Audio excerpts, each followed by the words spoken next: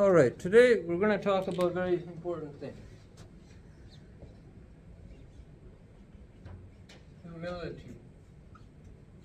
We're going to talk about humility. We're also going to talk about what it is, how it relates to recovery, and how you can build it.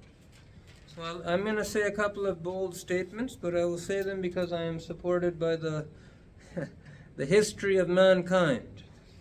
In saying there is no recovery without it.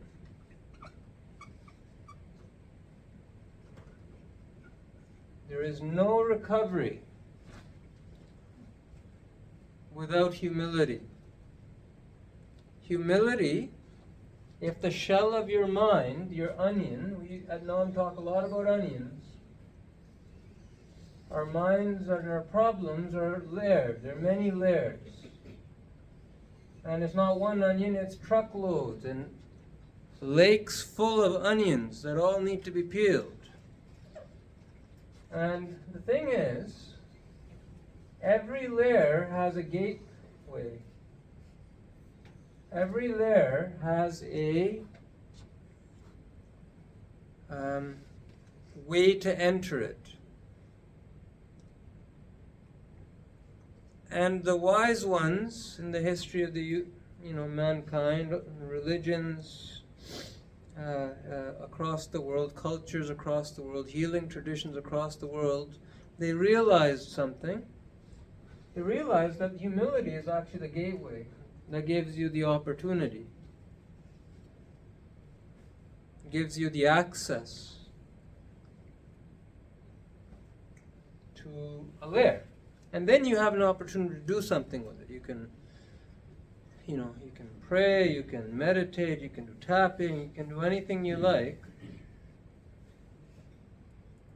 The technologies to process emotions behind every layer are infinite. There's many, many different ways. We teach a few at NOM, but it's certainly not exhaustive. It's not everything.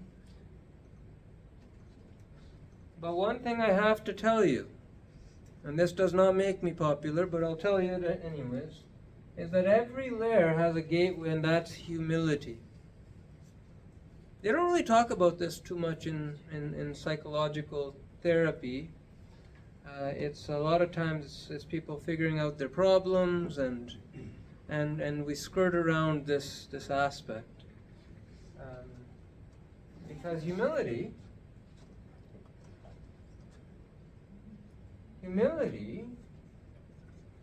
is,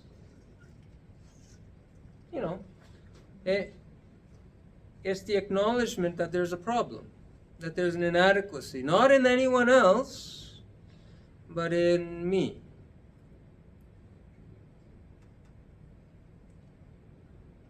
Not in anyone else, but in me, there is inadequacy. And that's okay. Humans are imperfect beings. There's a lot of labels for that, and I'm not going to get into the labels of it. But humans, by nature, we tend to come with a lot of faults. We tend to come with a lot of rough edges. Come with a lot of beauty, but we all have things.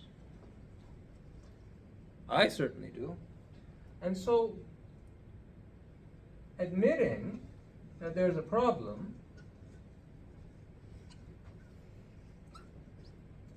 so someone who's stressed out. I every now and again I get people around here who kind of come. They're they're super stressed out. They're super bothered, but then they're like, I don't got stress. I don't got no problems. I'm good. So I teach them tapping, and if they truly believe that, the tapping does nothing. It doesn't do too much. Or if they don't believe that there's anything to learn or offer. And what is that? Because technically, there's locked up emotion in there. Tapping, flash, these are neurological techniques. They have to work. It's not possible for them not to work.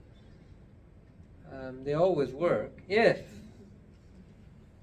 the gateway has been opened. And the gateway is simply opened by saying, yeah, I got a problem, I'm not able to solve it, and I need a bit of help. Could just be a little bit. So most of the time here at Nam, people come here. So you've already opened a gateway of sorts. That's why just showing up is 70%, as the yogi says. If all you do is just show up and fall asleep in a yoga class, you'll get 70% of the benefit. Truly, you will. It's because it's just showing up opens up that gateway, and then once that gateway is open, then the powers that be do a lot of healing. Doesn't matter what program. Some people, they say, "Oh, thank God Nam exists," but my goodness, a dime a dozen. There's lots of different programs out there. There's nothing particularly special about everything that we do. There's good healing happening in places across Calgary and the world. And why does one work better than the other? A lot of people, they need to go to treatment 26 times. 26 times, treatment centers. That's a lot of times. And then, that place, they got it for me. It worked. I got there and it worked. That place is awesome. A lot of people think that, but it's not true. It's not that place is awesome, it may be. It's that the readiness was there. The gateway was opened, for whatever reason, and then the person was able to partake in whatever system of healing was there. And it all has to do with humility. Humility opens the gateway. Humility is the opposite of self-centeredness.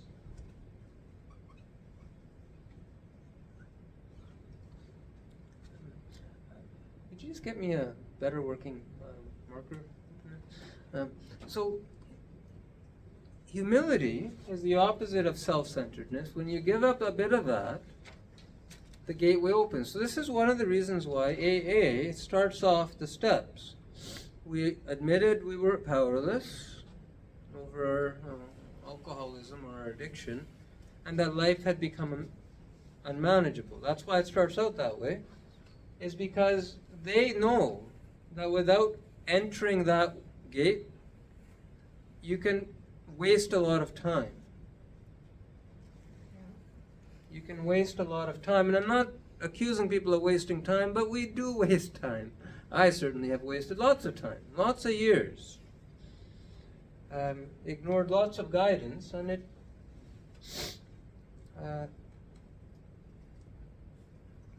so whatever you do, whatever healing you're about to enter into, at the start of the day, open some gateways.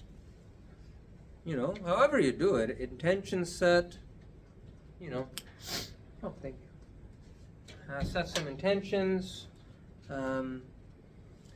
However you do it, adopting humility into a daily practice will allow you to open multiple gateways.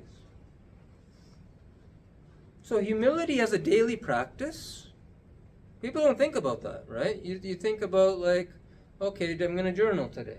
Okay, I did my journaling. I'm going to meditate today. I'm gonna, that's pretty awesome. But if you forget the humility, you won't have anything to journal about. Your meditation will be fruitless.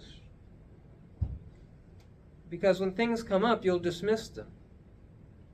You won't appreciate them. Sometimes we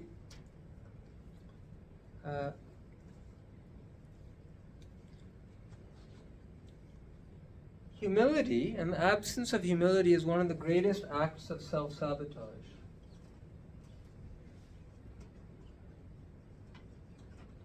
At NOM we look at treatment-resistant addiction and mental health. I prefer people who've been to many centers. I really don't find it's great if people haven't been anywhere, haven't done any therapy when they come here, because we usually seem really weird, and it's kind of seen as strange.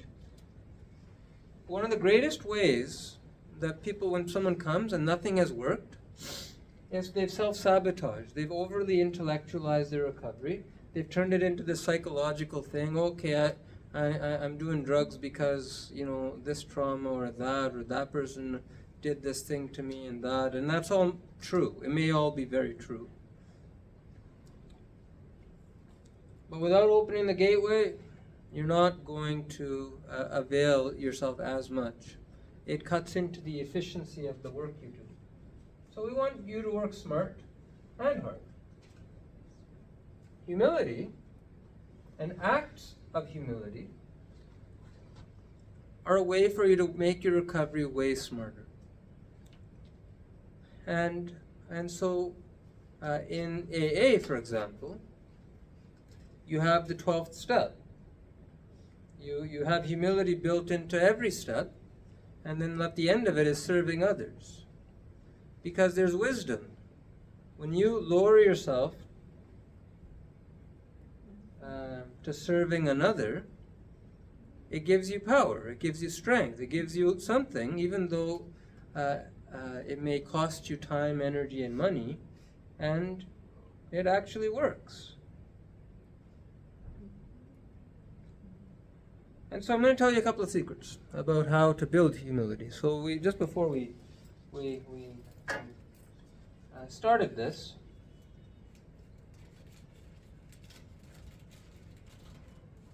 it turns out that our brain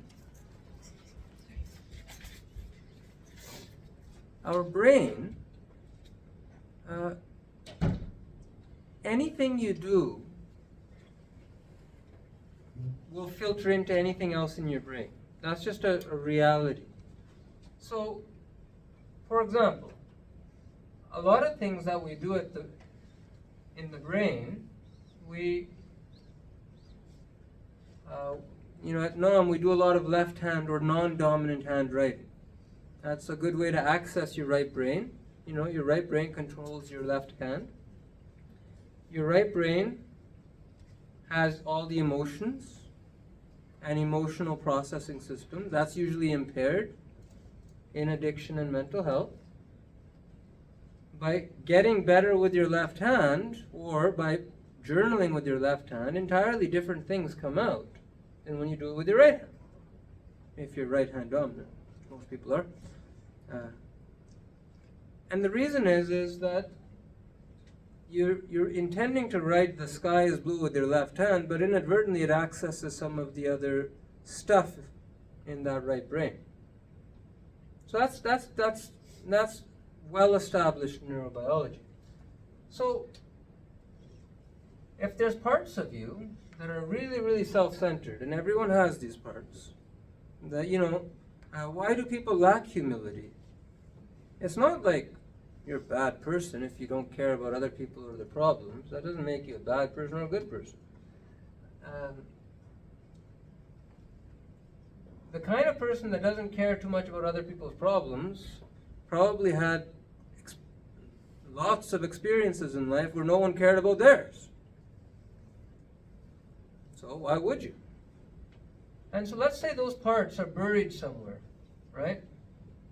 Like this checkered thing. There's a couple of parts that are buried in there somewhere in your mind, and they're kind of, saying,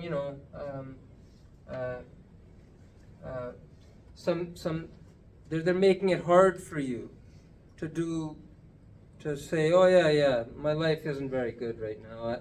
I'm really messing it up. Yeah, I'm not. Life is. It's hard for me to admit that I'm powerless, or that my life is not ideal. So you can think about those words as coming from a couple of parts. And so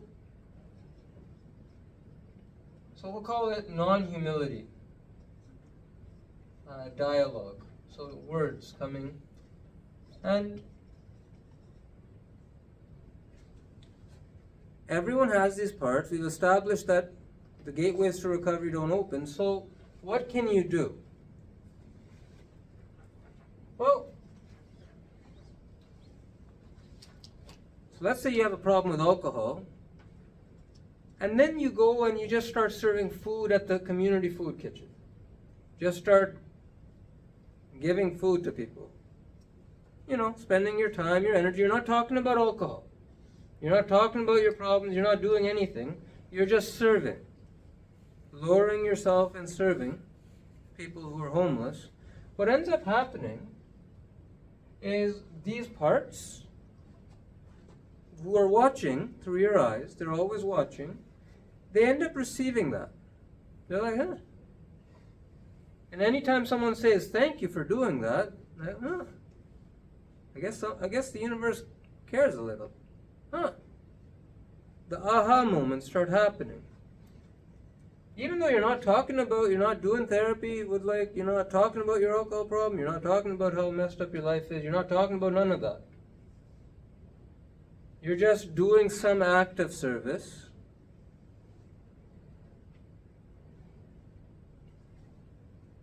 The parts of you that don't really want to do that will start to get healed a little bit. Some gateways to emotions and memories and stuff that's been locked that you're not able to process will get unlocked. And if you have a daily practice, a self-therapy practice, connect to self, connect to others, commit to daily practice, you'll have access to more. You'll go a little deeper.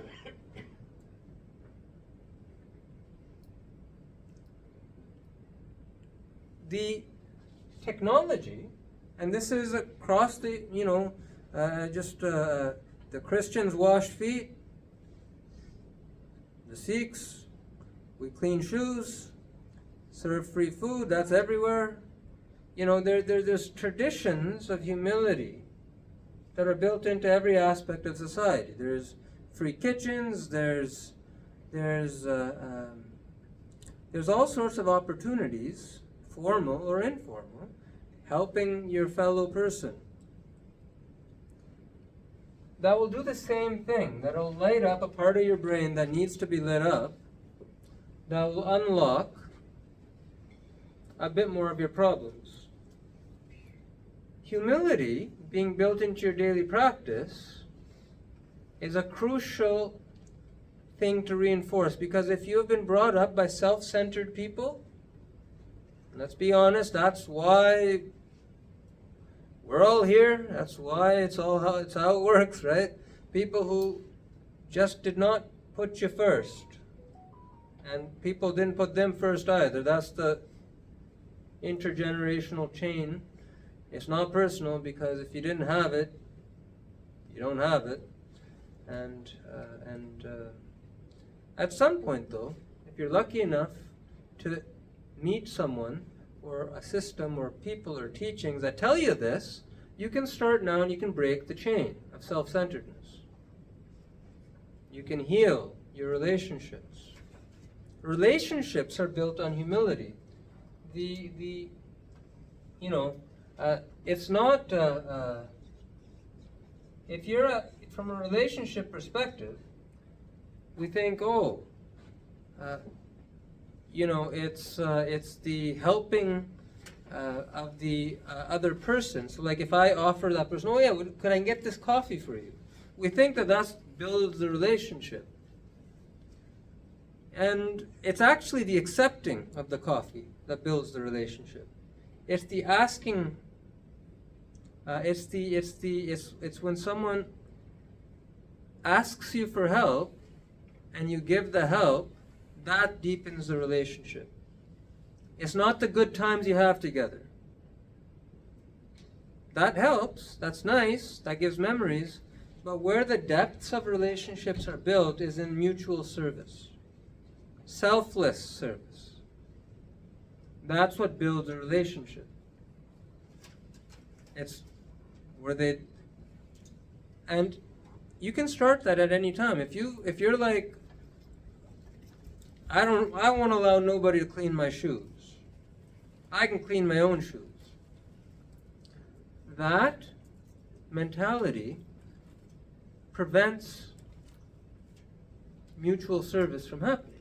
And as a result, it is a lose-lose. That's why we say self-sabotage. It's a lose-lose, because it robs the other person of the opportunity to serve, and it robs you of the opportunity to be served. It's kind of silly when you think about it. If you want to make it a win-win, let someone clean your shoes and then go clean someone else's shoes. Double win. But we don't do that. We say, no. I'll get my own coffee. Now, if you're going to give someone a coffee, don't keep track. Don't keep track of how many times you bought the coffee. Don't keep track of like what you owe, and that's not service. That's quid pro quo. And our society runs on that. Parenting runs on that. You know, if you poop, I'll give you love. You know, that's not real. That's not. It's not going to build a relationship, right? Love is unconditional. You don't keep track. So, you know, yeah, that's a very important point. Humility is no strings attached. No strings attached. And that's really hard. Especially when you have relationships with a lot of history. Right? Everyone's relationship has history. Mom, dad, brothers, sisters, ex of 20 years, spouse of 20 years. There's history, right? And all of a sudden now you're starting to serve. I remember, you know, someone, a husband once gave his wife a bouquet of flowers. He was thinking, as like, thank you. She gets really upset. Because he hasn't given her flowers in 20 years. And it's just like, you know, it's like the coin thing. It's like, well, you haven't appreciated me in 20 years. And it's still good to give the bouquet of flowers, but it's going to take a lot more flowers. It's going to take daily practice of flowers to sort of bring that relationship. So that's hard. That needs to be paced. But I'm going to tell you something that's easy. A daily practice in humility. So at NOM, you know, one thing we've been doing more recently is cleaning shoes. You have any service you do. If it's cleaning dishes, it's cleaning the toilet. Toilet's really great. If you really want to clean your brain, clean a toilet. But don't just clean a toilet. Imagine your brain is the toilet. As filthy as that toilet is, I assure you your mind is way more filthy than that. Way more filthy. Way more sick, way more messed up. The act of cleaning a toilet or cleaning a shoe or cleaning a dish or cleaning a floor, you got to do it. So you may as well make it therapeutic. Just do a mental exercise. Just imagine you're cleaning your mind. Just your brain. You'll make it. If you just kind of close your eyes, set the intention. Okay, I'm gonna clean this. I'm gonna clean this toilet. So I want to clean my mind as I clean this toilet. Universe, make that happen. Done. Intention is set. Now go ahead and clean. That's it. Go and clean. That connection's made. Your mind has taken the command, and when we do things physically, it gets manifested into the parts of the mind that are obstructing, because that's the neurobiology of it. And the neat thing is, through those acts of service, you address these kind of non-humility, self-centered parts, and all of a sudden it's easier to say sorry when you messed up in your relationship. You understand? This is indirect therapy. So couples therapy isn't all about talking about the issues. In fact, that's really slow. It's a lot faster if you go and just humble yourself and go clean a bunch of people's shoes every day. Or just make a system, volunteer in some way, with no strings attached, selfless service, seva. And just notice. Don't believe me. Give it a try. I'll say give it a month. Make a daily practice. I'm going to do something humble every day. I'm going to imagine my mind is being cleaned, whatever that means, as I do it. And a month later, see and reassess your relationships. Humility as a daily practice will catapult your recovery millions of times faster forward. Step out of the shell of self-centered life that you have. In collectivist cultures, people are just growing up, serving each other, right? Communities raising communities. But in Canadian culture, it's silos. You do you, I do me. We talk as much as we need to, and that's how we grow up. That's how we bring up our families. It produces self-centeredness. And a self-centered person will always struggle to let emotion go. A self-centered person will always perceive a slight and think, that person doesn't like me, as opposed to, he's just having a bad day. Counteracting self-centeredness, humility is the answer. That's why religions, from time immemorial, have been systematizing it into the various ways. So if you do come to Nam, don't just look at the shoes as just like, oh, those people try it. Take someone's shoes and clean it and see how it feels. Doesn't matter if they're already clean. What matters is that you're doing it, and that they're not yours.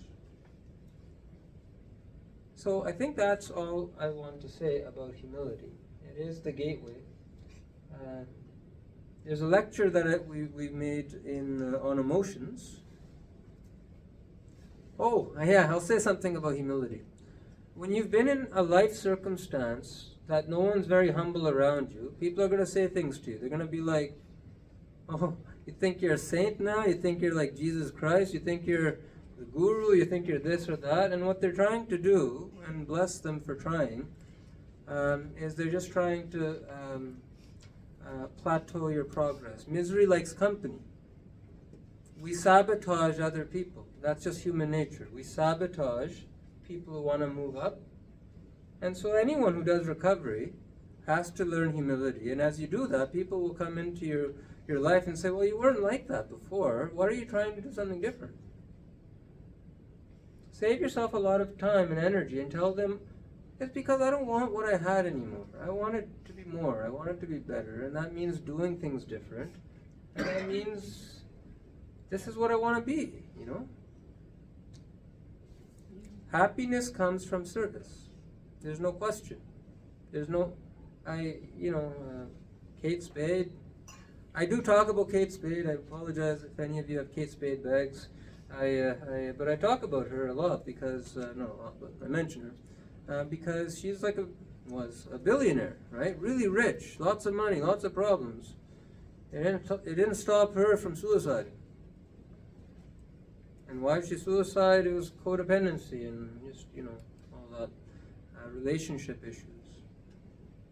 Nothing that wouldn't be resolved with a dose of humility.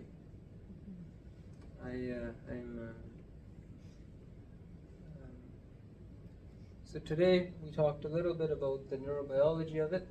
Any questions, or what questions do you have on this subject? Yes, go ahead. Well, I think that if every time I did something that you would call humility, community service, volunteer work, whatever, if I would feel that as something humble to do, I would feel very arrogant. The awareness of that doing something for somebody else is good, or is an act of humility or kindness, bothers me. I feel egoistic. Yes. I hope to do it naturally. Yes. Everybody has, by the way, always been kind to me, so it does come naturally. Yeah. I beat myself up for being so self-aware of what I'm doing well. Yeah. And I think this is a great point. I'm glad you brought that up. So the thing about acts of service, it all has to do with what's the underlying sort of motivation. Everything in recovery is motivation, right? You can do tapping. Tapping is an action that clears emotion. We know that. It does. Flash processes subconscious memories and emotions. We know that. But every act is dependent on the motivation for that act. So, acts of service can have many motivating factors. And when there's a quid pro quo with service, now a good example of this, quid pro quo means like, if you do this, I will do that. If I clean your shoes, you'll give me a smile. If I go donate to that homeless guy, he will say certain words that uplift me. That's a quid pro quo. When you do anything with the expectation of a quid pro quo, and here's where it gets funny, conscious, subconscious, or unconscious, that act will not manifest the result that you wish to get. And the vast majority of quid pro quo is subconscious, i.e. we're not conscious, it's on the surface, it's more deeply programmed. Unconscious is even more deeply programmed, and conscious is what you're aware of. So, conscious programmed, it's like, okay, I gotta get into med school, right? I gotta get into med school, so I better volunteer at the hospital. Gotta get my 600 hours in. And I tried. They told me they had like a 9-month wait time, so I was like, oh, why don't I volunteer someplace that actually needs my services? Not to say hospitals don't need volunteers, they had like a 12-month wait list. So, I volunteered at the distress center. Which was actually probably awesome. So that's an example of a conscious quid pro quo. A subconscious quid pro quo is, I'm going to wash the shoes and I'm hoping for a smile. So it's not something that you say, it's not even something that one person is aware of. Now I'm saying this is anyone in this room, but I'm saying it is everyone in this room, including me. We all have subconscious quid pro quos. These are programmed ways to, that babies, have that smile, right? That's an evolutionary development. A baby smiles because, let's be honest, babies are a lot of work. If the baby didn't smile, it makes survival less likely, doesn't it? Because the smile of a baby gives us a dopamine hit. It does. It actually, there's this neurobiology. You see a baby's picture and it's smiling. Bing! Right? You want to pick up the baby. You want to, it's like a thing. So this is a, we are full of these subconscious and unconscious. I would say unconscious quid pro quos are things that are just hardwired. That's an example of it. It's like how we react to babies is very, very hardwired. And that's very good for the... Trauma messes with this. Trauma messes with this. And the vast majority of this is unconscious. And so one of the things, people pleasing, right? Codependency. Lots of service in that. Lots of helping other people in that. Throwing parties. Always being the one who's giving, buying a coffee for everybody. Always being the one. And as you do so, you get more and more empty. It gets harder and harder to keep it up. That's how you know there's a subconscious or unconscious quid pro quo. And so everyone has this, and the more closely it's knitted in your life, so for example, serving your dad or your mom, there's a ton of unconscious, subconscious quid pro quo stuff going on. It's very complicated. If you're not If you want to improve your mental health and you're not ready to delve into that, because it works there too. In AA, there's a resentment prayer, and you know what the resentment prayer is? Pray for the person who you resent. Pray for their healing. Pray for the person who hurt you. Is a really great way to neutralize that feeling in yourself. It works. But that takes time, that takes energy, that takes a lot of, and so it's easier to do things that are entirely out of your comfort, like just totally washing dishes. Something that's non-triggering, that's not really that connected. There's always opportunities around us for that. And a good example of that is cleaning shoes. And so and as you do that, you will address and heal these subconscious trigger points, which is what the subconscious quid pro quo thing is. That may render acts of service as like make them damaging to you, or just, yeah, I'd help people all the time, but I'm still miserable. So if that's happening, then this is at some level a reality. So that is the it's a bit of a tangential but excellent point, and I'm glad it was raised. Other questions about this? No comments? Oh, I should mention, I don't know any of you, certainly on the web, don't know any of you for sure. I'm speaking only to the human condition. So take what fits, leave what does not. If you think you don't have any quid pro quos, that's cool. Just leave it, forget about it. But it's one of the ways in which we can understand codependency and certain behaviors, certain survival responses. So we have defense mechanisms, right? People like fight, flight, freeze, and then, so these are most of them, right? Those ones make, you're triggered, you freeze, you run away, you get upset and you fight. And then there's like, what we call the submit response, also known as please, and detachment cry. So it's this one that's categorized.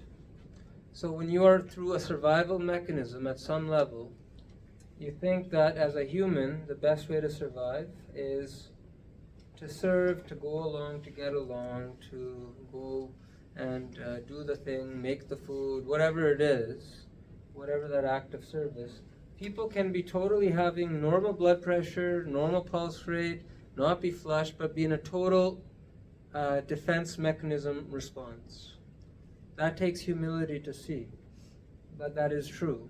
And so that's, when I'm talking about subconscious, unconscious, and conscious quid pro quos, and acts of service that don't heal, this is usually where it is. So the best place to start out, particularly if you have severe issues, is just things unrelated. So a lot of AA meetings, right?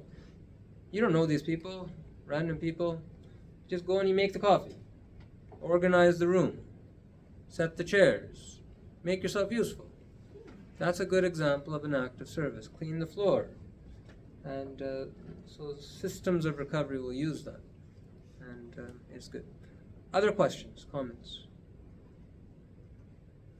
Yes.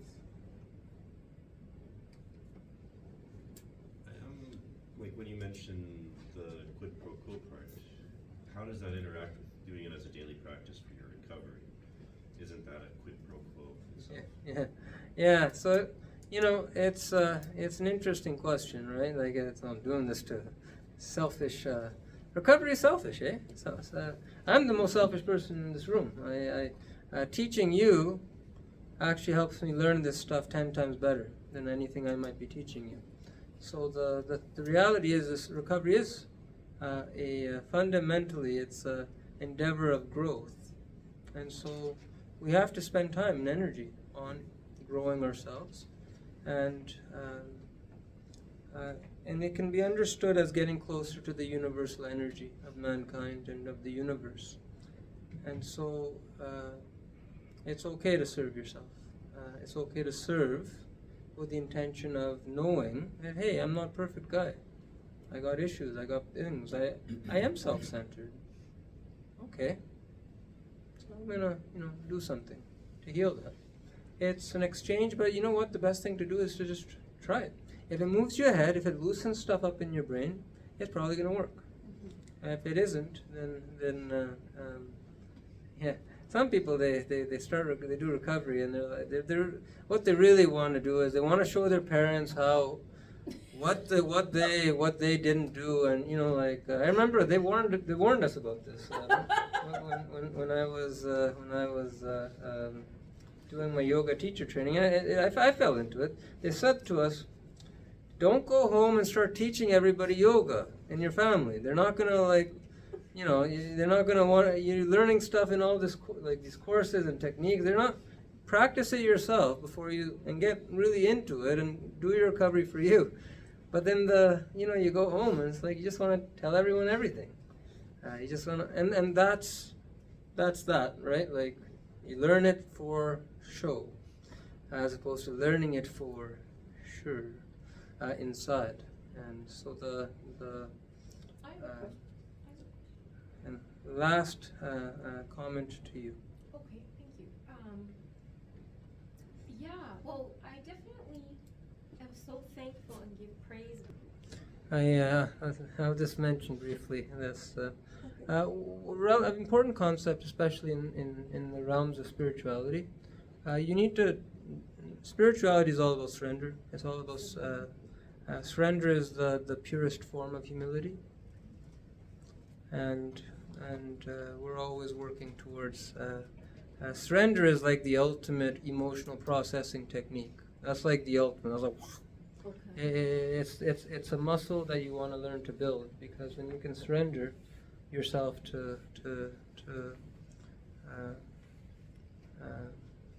circumstances, surrender your issues to a higher power or whatever universal entity or what you believe in. If you don't believe in anything, it's always helpful to learn to surrender stuff, even if you don't know what you're surrendering it to, and that's a very powerful way to build recovery. So a lot, in some ways, building humility is a way to strengthen our capacity to surrender. And anything in recovery is all about repeating. The more you repeat it, there's certain neurons in the brain that fire, and you get better at it the more you do it.